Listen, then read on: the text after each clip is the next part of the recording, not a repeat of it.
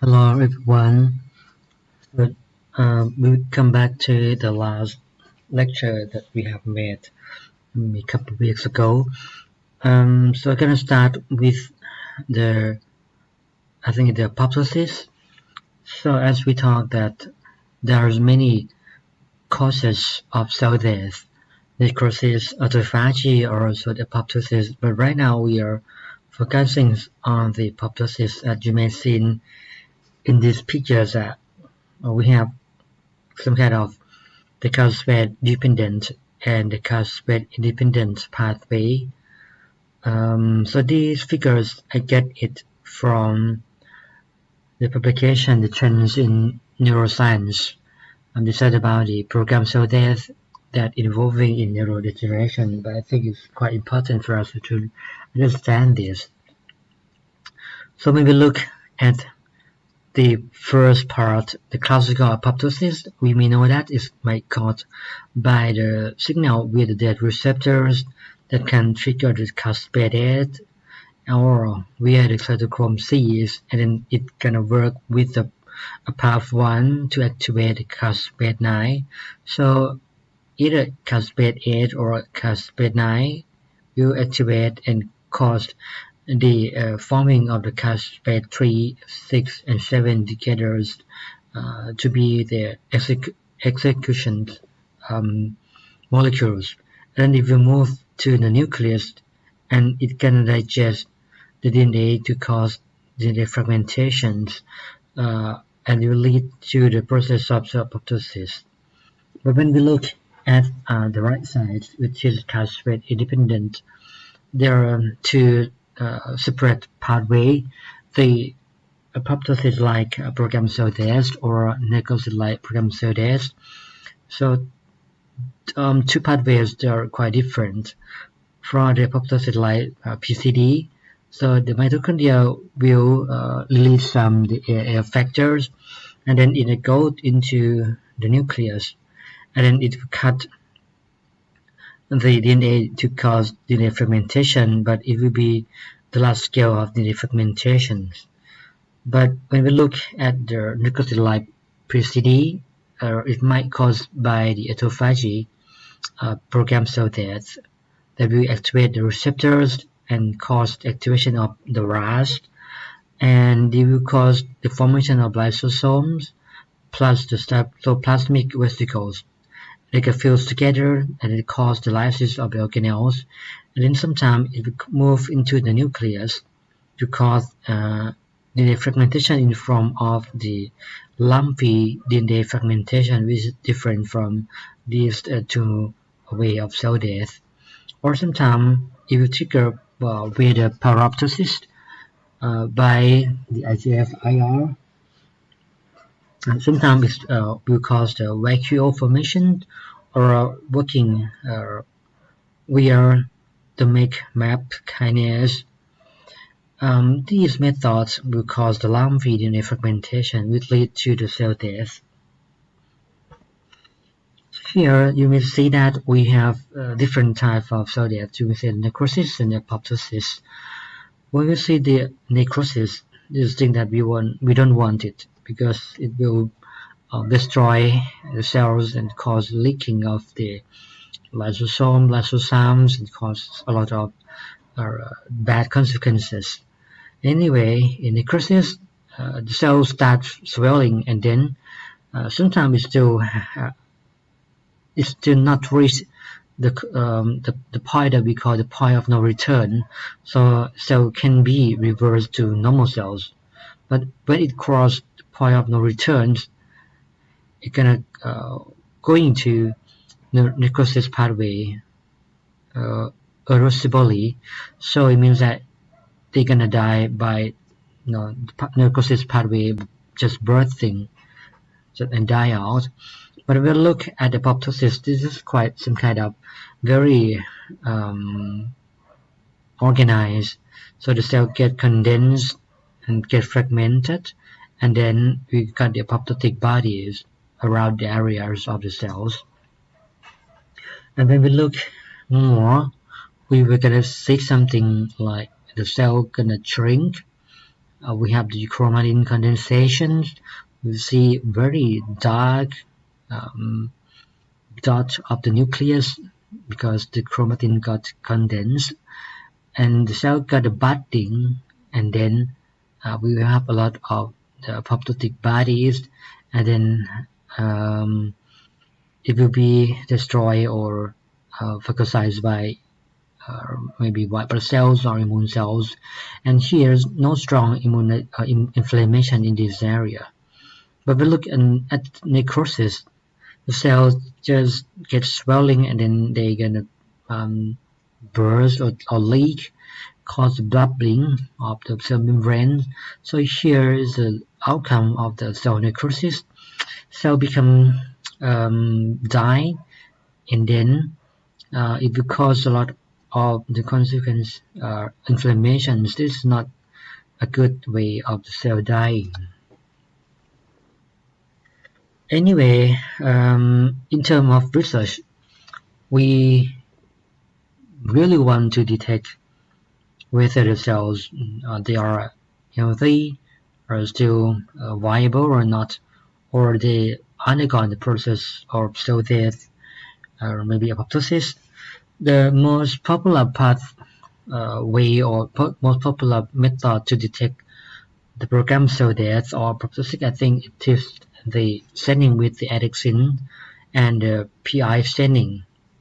The PI is a propylamide iodide, so the key is the annexin can stain or can bind with some of the hydrocarbon chains inside the living cells, and the PI, it can enter the cells when the cell's membrane is leak or have tearing of the membrane. It means that for living cells or healthy cells, there are no flip out of the hydrocarbon chain of the lipid bilayers. So first, annexin cannot bind to any of the hydrocarbon chain of the cell membrane, and the PI cannot enter to the cells because there's no leakings of the cell membrane here. So when we analyze, you see the annexins negative and PI negative. Normally we normally tag annexins with some fluorescent reporters, which any colors that you want, maybe the green one or the red one or yellow one, it depends. But for the early apoptotic cells, they're flipping out of the cell membrane, so the annexin can bind to some of the flip out of the cell membrane hydrocarbon chain, and it will show the colors depends on the fluorescent tag that we use. And in this case, I think the tag with the FIT-C with showing in the green colors.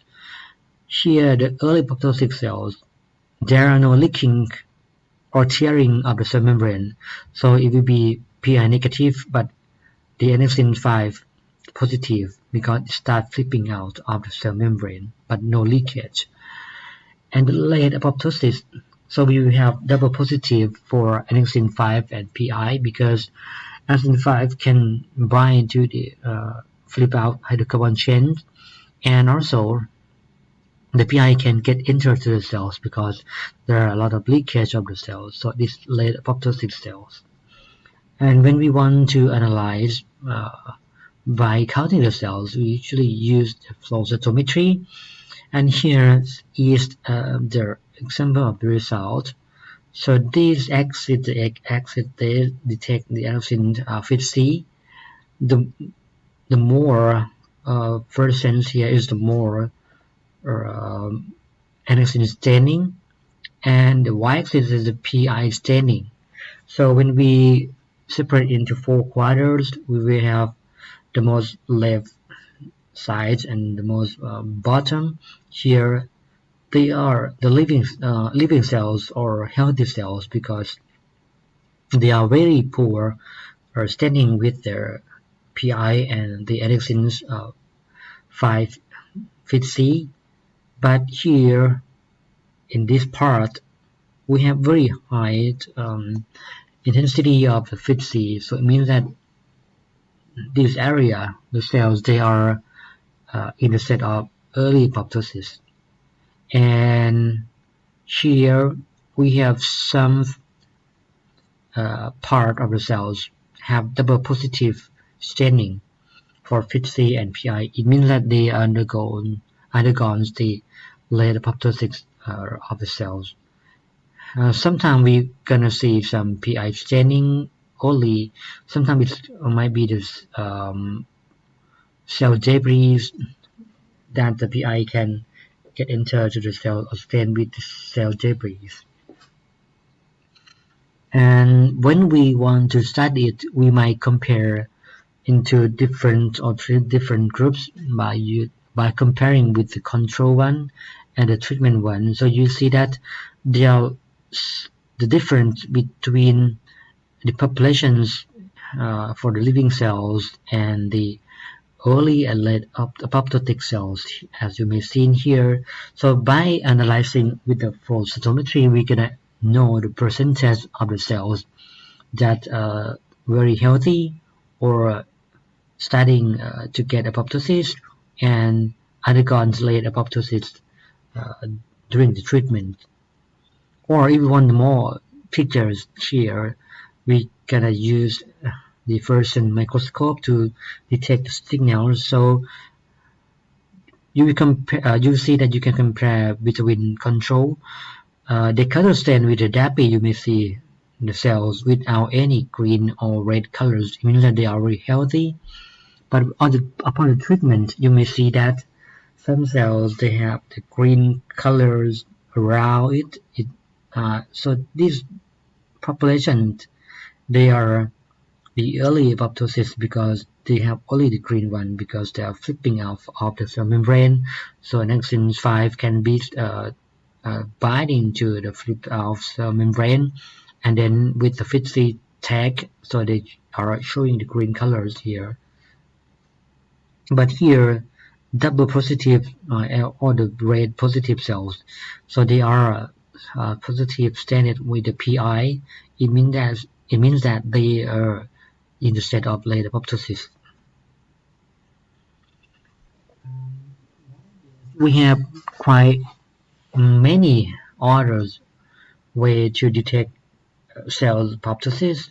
So here is some examples of the commercialized products.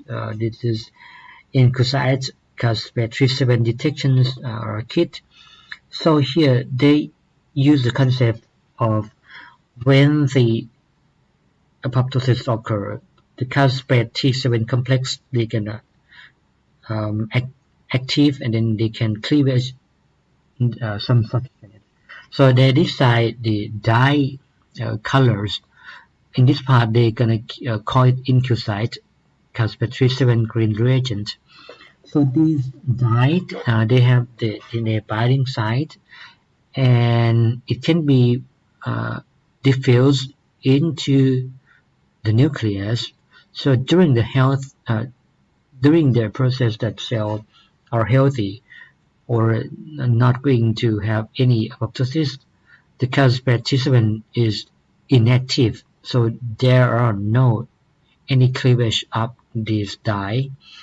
But when the caspase-3-7 is started by any pathway, it's gonna activate it, and then will go to cleavage the Incucyte dye. So it will let the DNA binding dye freely. So this dye will move into the nucleus and bind to DNA. So it causes the fluorescence of the cells. So the cells that are showing the colors means that they are undergone the cell apoptosis. Or they sometimes decide to detect the caspase-1 inflammatory assay. Sorry. This is quite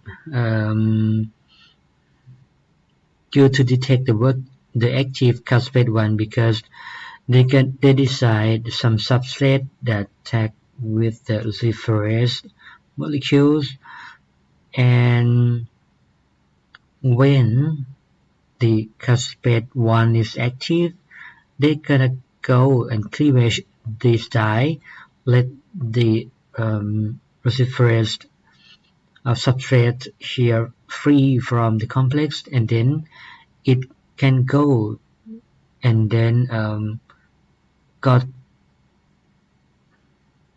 catalyzed by the enzyme luciferase here. It will get the colors on the cells that they got the caspase-1 active status. And the next one is very classical method to detect the cell apoptosis. We call the tunnel assay. So this comes from this word, the terminal deoxynucleotide transferase. So this is the enzymes. They gonna transfer the UTP to the nick end or the cut point of the DNA. So we call this tunnel assay. This is quite classical because we know that when the cells undergo the apoptosis, they will have the DNA fragmentations. So by this method, they're gonna use the enzyme, the TDT, as you may see in here, to add some labels, UTP. So the enzyme will let the label UTP to anneal with the nick end of the fragmented DNA. So the more fragmentation is the more binding and the more colors. So the color depends on the system to use to detect it. Sometimes it will be the BRDU. So to detect it, we just use antibodies against the BR, and then with this antibody, sometimes we tag with some fluorescence, so we have the colors, or we maybe use the 404, so when it bind to the fragmented DNA, it will get the colors. So in this part, we will see the population of the cells, apoptotic cells, in the area of healthy cells here. The apoptosis cells, they are showing in the pink colors, and normal cell will show in the descending here. So this is a very classical way to detect the cell apoptosis called the tunnel assays. And here is another examples. The colors cells, green or red or any colors, depend on the reporters. So they are the apoptotic cells because they're positive for a tunnel staining.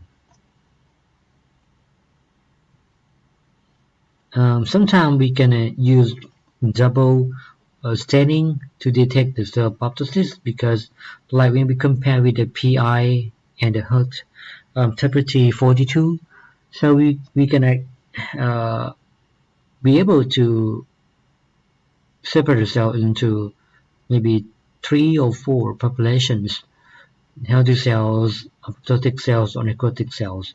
So at this part, we can compare the percentage of population of the cells in this state between control and treatment group. So it's very easy. And the next thing, this is quite important because it will show the information that which cells are alive or healthy and which cells are the dead cells or the fragmented cells. So there are many kits, but the one that we quite familiar is the set we call the green and red colors. The green one refer to the calcium or calcine AM. These molecules you diffuse into the cells, and the living cells or healthy cells they can hydrolyze this dye, and then it will get the colors, the green colors.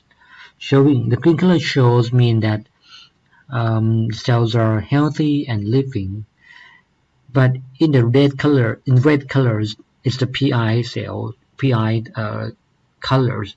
So the PI will get into the cells when the cell's membrane is leak.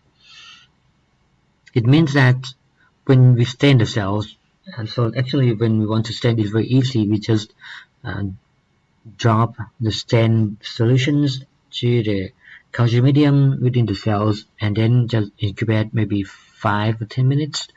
We're gonna take it to detect it under first microscope, and we get these pictures. It's pretty easy, and also we will get very good results.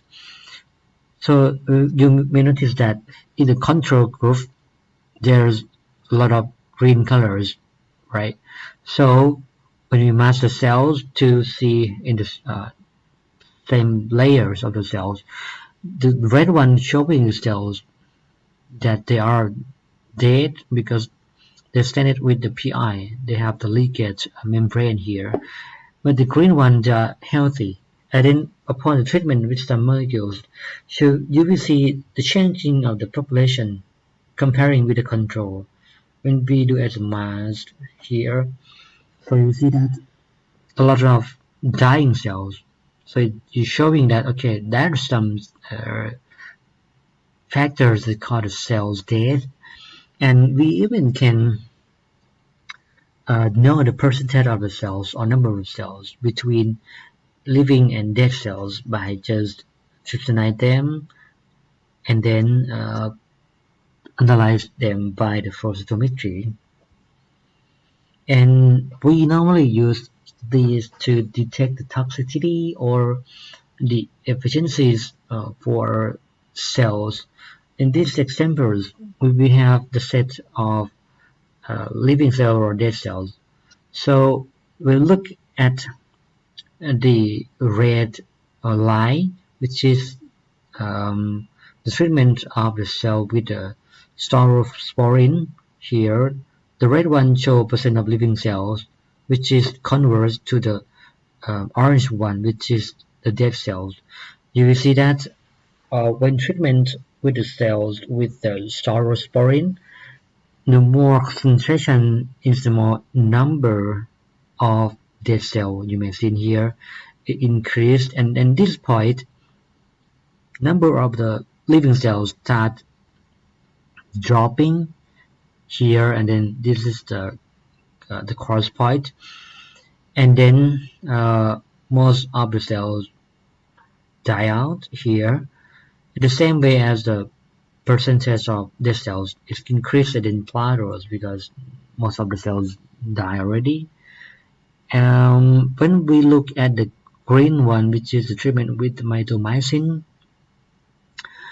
the cells start dying quite late because this might be less toxicity because they use more concentration to start cells dead.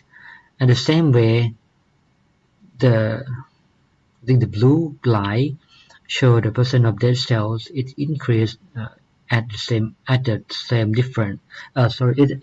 concentrations when they start cells dead, and then this is the cross point, and then at this plateau. So we use this to analyze the C50 or the LD50 of the reagents to the cells. It's very important in the part of the pharmacological analysis of some molecules because we have to test toxicity first to see whether it's toxic or not before moving to the marketing the product or the drug. And to detect the cell death, there are many different ways. Like we can do live staining, the green red one, as I talked to you before, or use the kit to stain the caspase-37 activation, or even detect the cells by using the real-time detections. Maybe we have to engineer the cells to put in some versions of some of the promoters, and then we gonna analyze this and we will see the number of standard cells, which is the dying cells here. And here's the example of the very advanced tool to detect the cell apoptosis or detect the cell populations. So here's models of the mass cytometry by using the concept of the mass spectrometry. When we have the cell gonna separate first with some kind of the flow cytometry or the HPLC. So then if you are undergone the mass spectrometry, so they gonna pass the ionizations, and they can detect the properties of the molecules or the atoms that get by ionization, by the ionization. So we have the characteristic specific to each of the molecules, and then we compare it with the library, so we know who are they, what is the composition of these cells or these molecules. So this is a powerful platform to analyze the cells, the proteins, or any substance with a very high throughput result and very promising result. So I think this is the last slide for the part of the cell apoptosis detections. I'm going to stop here. Okay, thank you.